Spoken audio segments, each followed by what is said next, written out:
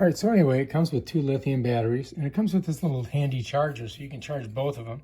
It's got a spot for USB, and most USBs are, basically the same.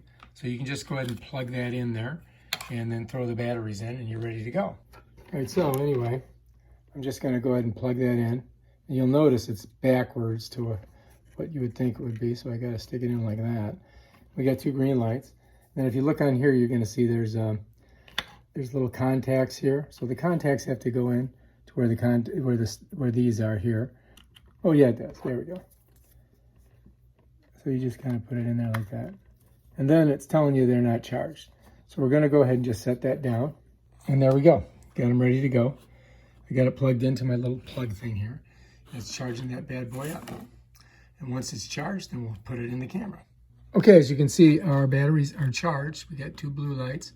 So we can just go ahead and pull one of them off of there. And now we're going to put it in our Dragontouch. Okay, so anyway, to open this, I think I showed you before. You pull on it and it pops open. Shut it that way. And then if you look inside there, you're going to see some contacts. And you want to make sure that you get your battery contacts on that properly. So look inside, make sure you put your battery in properly. So you're going to slide it this way. And it should just slide right down in there. It's got a little tab that you can pull it out with. Push it right in.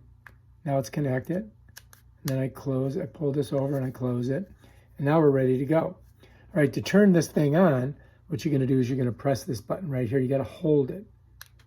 And when I do that, the back turns on. And now you're ready to go. All right, if you like this video, subscribe to my channel and check out my other awesome videos. Peace.